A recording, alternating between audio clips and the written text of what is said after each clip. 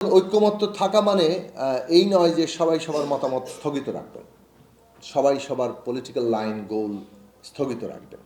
একটা ডেমোক্রেটিক প্রসেসের মধ্যে যার যার রাজনৈতিক অবস্থান, রাজনৈতিক দৃষ্টিভঙ্গি এবং তার কর্মসূচি সেগুলো বাস্তবায়ন করার আকাঙ্ক্ষা, চেষ্টা, তৎপরতা সবই বহাল থাকবে। এবং এইটাই হচ্ছে এখনকার সবচেয়ে বড় চ্যালেঞ্জের জায়গা। একদিকে প্রত্যেকটি রাজনৈতিক পক্ষের তার নিজস্ব লক্ষ্য আছে, কর্মসূচি আছে, সেটা বাস্তবায়নের আকাঙ্ক্ষা আছে, তাকে কেন্দ্র করে জনমত তৈরি করার প্রশ্ন আছে, ঐক্যবদ্ধ করার প্রশ্ন আছে।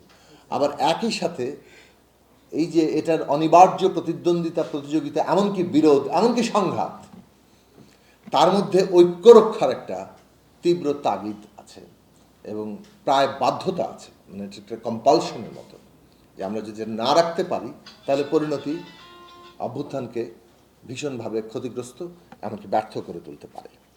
এইটা একটা থিন লাইনের উপর দাঁড়িয়ে আছে, একদিকে ঐক্যমত্য, আরেকদিকে আমাদের প্রতিদ্বন্দ্বিতা এবং প্রতিযোগিতা। এই থিন লাইন কিভাবে আমরা মোকাবেলা করবো সেটাই সবচেয়ে বড় চ্যালেঞ্জ। এবং সেই চ্যালেঞ্জগুলোর মধ্যে অনেকগুলো প্রসঙ্গ এখানে তোলা হয়েছে। আমি প্রায় সবগুলো প্রশ্নের সাথে একমত। প্রসঙ্গগুলো নিয়ে সংক্ষেপে আমার কয়েকটা মন্তব্য করি। যে আমাদের ইনসাফ ভিত্তিক রাষ্ট্র কিংবা ইসমাইলি রাষ্ট্রের কথা বলা হচ্ছে, এটা বিভিন্ন নামে বলা হয়।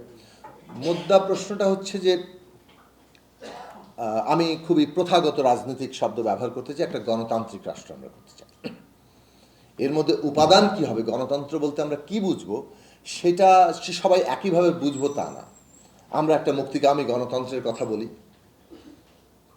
যেই গণতন্ত্র অধিকতর গণতান্ত্রিকীকরণের মধ্য দিয়েই আরও বিকশিত হয় এবং আরও বেশি মুক্তির সম্ভাবনা তৈরি করে, আরও বেশি এই ইসমাইলি যে ধারণা, অর্থাৎ কমনের, সর্বজনের যে রাষ্ট্র হয়ে ওঠা, সেইটার দিকে অগ্রসর হয়।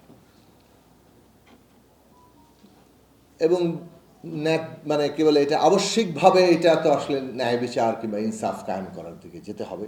ন্যায় বিচার আর ইনসাফই যদি না থাকে তাহলে সেই রাষ্ট্রের সর্বজন্ত দূরের কথা মুষ্টিমেয়রও হয়ে উঠতে পারে না।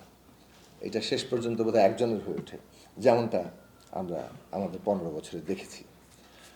কিন্তু এইখানে তর্কের জায়গাটা এই গণতান্ত্রিক রাষ্ট্রে আমরা এখন এই যে ঐক্যমত্যের প্রশ্নটা যেখানে গুরুত্বপূর্ণ, সেখানে শক্তি ভারসাম্য আলটিমেটলি ডিসাইসিভ হইবে।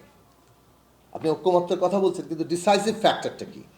ডিসাইসিভ ফ্যাক্টর শক্তি ভারসাম্য। পলিটিক্স মানে হচ্ছে একটা এক্সিস্টিং সোসাইটি থেকে বা গিভেন সিচুয়েশনে আপনি যখন একটা ঐতিহাসিক মুহূর্তে শক্তি ভারসাম্য কী অবস্থার মধ্যে আছে, তার উপরেই কিন্তু নির্ভর করবে যে এইটা শেষ পর্যন্ত কোথায় গিয়ে দাঁড়াচ্ছে।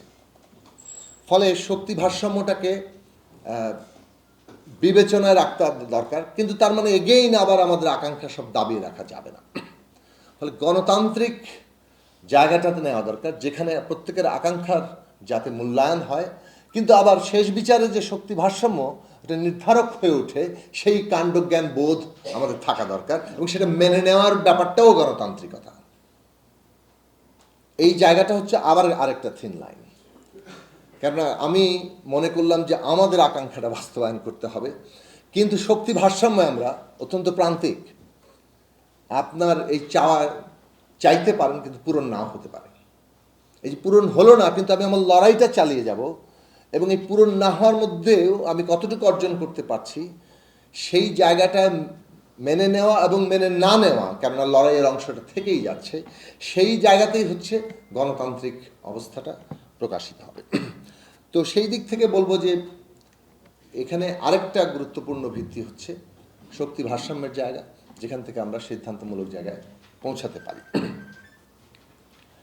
একটা বড় তর্ক আছে, যেই তর্ক দেখা যাচ্ছে যে আমরা কি একটা গণতান্ত্রিক বন্দোবস্তের দিকে যাব, যেটা আসলে বিদ্যমান এই শক্তি ভারসাম্যের মধ্যে একটা কমন মিনিমাম আন্ডারস্ট্যান্ডিং তৈরি করবে, নাকি আসলে আমাদের লক্ষ্য হবে একটা শক্তিশালী রাষ্ট্র, স্ট্রং স্টেটের ধারণা। এটা কিন্তু আমি মনে করি প্রধান তর্ক হিসেবে আমাদের সমাজে এখন আছে, অথবা অন্তত ধারণার মধ্যে আছে। গণতান্ত্রিক বন্দোবস্তের রাষ্ট্রকে অনেকে মনে করেন যে এটা বোধহয় দুর্বল রাষ্ট্র হবে, অধিক গণতন্ত্র দুর্বলতা আনে। বরং স্ট্রং স্টেট এই ভূ রাজনৈতিক প্রেক্ষাপটে আমাদের দরকার, এইটা একটা কনসেপ্ট হিসেবে ডেভেলপ করছে।